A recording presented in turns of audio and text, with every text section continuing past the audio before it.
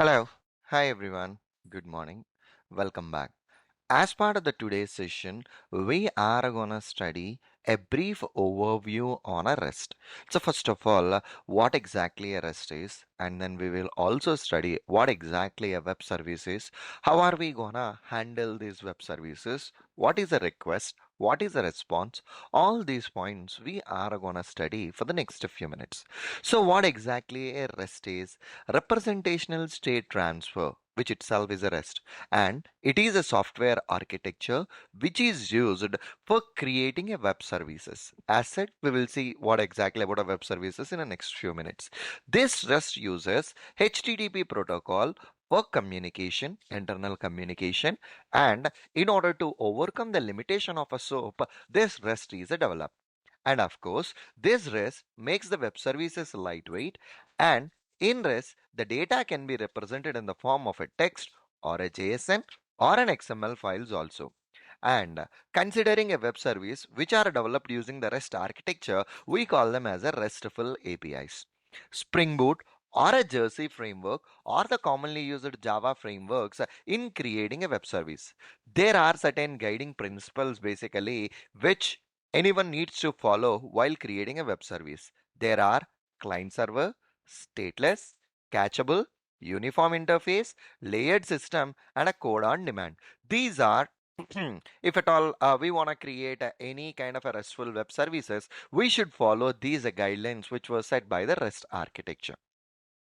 Fine, that's fine. So we understood what exactly a REST is. Then, what is a web service? Why we need to learn this one, right?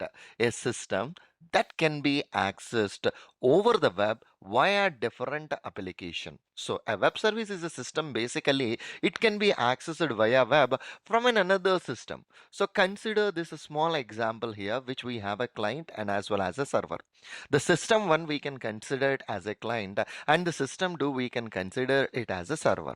So ideally the server is having some set of a functions inside that, and the client will request the information and server will send the response to that particular client. So the server is the one which is processing the request and client is the one which is accessing or asking for some information. So let us see another small example with which we can easily understand this web service in a better way. So if you see this particular application, I'm working on a Amazon.com. Ideally, not only Amazon.com, consider the Flipkart.com or any other payment gateway integrated applications. Amazon.com, a Flipkart, Snapdeal, or a Book My Show, or our website, Libby.com, all these things.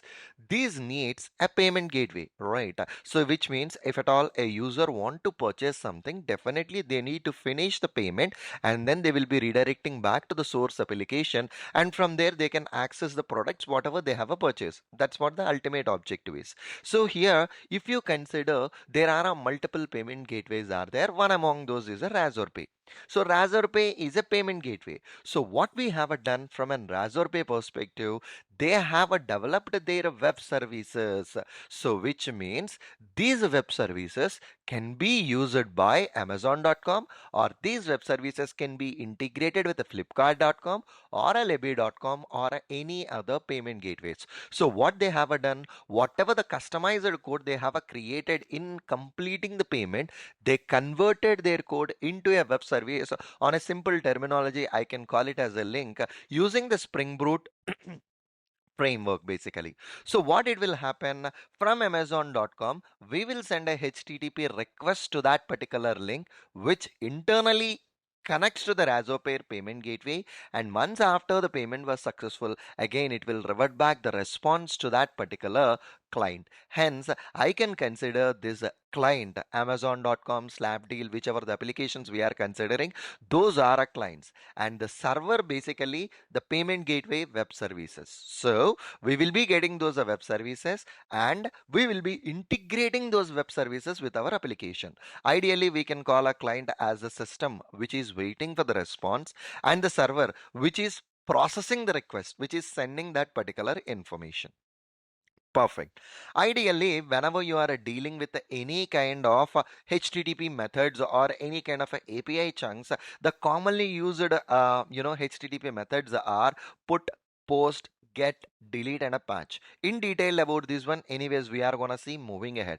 So whenever this client, okay, if you see the above picture, whenever the client is requesting for some information, definitely the client should send some information, and in return the server should send some info as a response. So ideally, for any kind of a situation, if at all you are processing a request, there should be a request header which is an optional, and a request body which is an optional, a method. Basically, among all these five, you need to specify the method. If I want to get some information from the application, I can use a get, basically, for which the header and a body are optional.